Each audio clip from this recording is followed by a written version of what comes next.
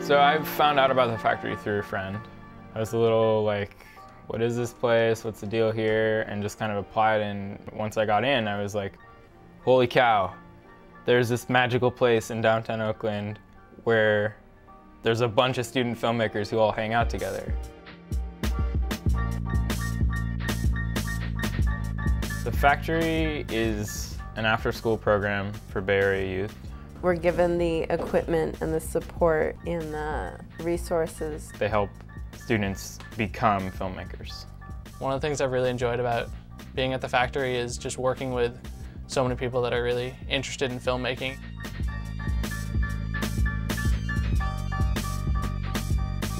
If you love making movies, this is a great place. I've been able to put myself in the shoes of a sound recordist, a director, a cameraman, an editor, sound designer, anything, you name it. I've learned it all at the factory. This summer, it's a little different because we have kind of like a client, someone that we're making a film for. The factory has been working with charity groups like Edible Schoolyard, BAVC, and Hatland Center for the Blind. It's kind of like a symbiotic relationship between these nonprofit organizations and us as student filmmakers.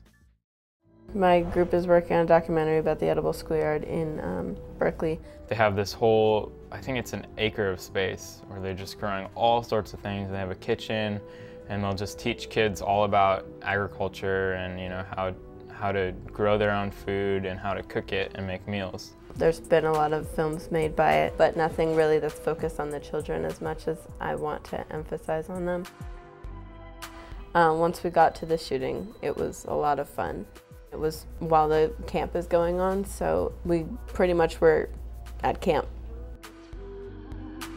Working for a client, we're expected to be professional. We're expected, even though we are youth, we're expected to bring a higher level and bring quality. I would want the film to recruit more kids into the program, or just to get involved in their own communities. This summer I am making a documentary of the Hatland Center, which is a center for youth who are visually impaired, where they can learn real life skills so that they can live independently on their own. We're hoping to make a documentary that can really show what life's like being blind and the problems they'll overcome and what they've really learned from Hatland. For the first week or so, we just observed, we just watched as the people at the Hatland Center took different classes. We watched them cook, we watched them take mobility lessons. We would go there and we'd film, we'd interview, a couple interviews a day. After all of our filming days, we came back and we really organized. We went through all the footage, logged it, did all that processing. It took a long time.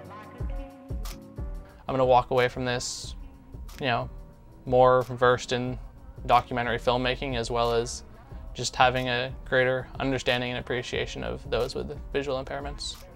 I've noticed from being around these kids that they aren't stressing about being blind because they still can live a full life and they still can have fun and make friends and do whatever they want to do.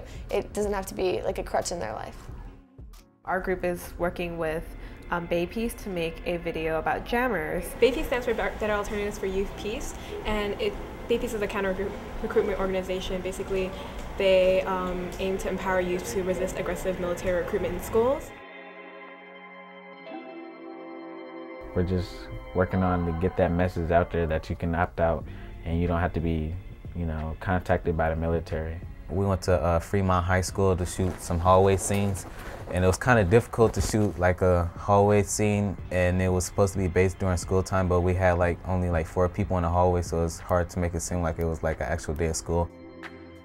It's a really cool experience though, even though it's stressful, it's interesting to kind of have their vision and have us trying to carry that out. Not a whole lot of youth have this opportunity to gain this knowledge, and I'm so grateful that I got the opportunity to get this. My video class at school got canceled, so this kind of saved me because I can still work and do what I want, and if I didn't come here I couldn't do that. So it's a great place for people that want to be movie makers, and I really appreciate that about it. Before the factory, I was just kind of a Lone Ranger filmmaker, editing on my little PC at home, like, you know, and now I have like Final Cut and a team of like friends to be like, hey, you should do this that way, or what if you did it that way? It's great to be able to bounce ideas off people who are passionate about filmmaking.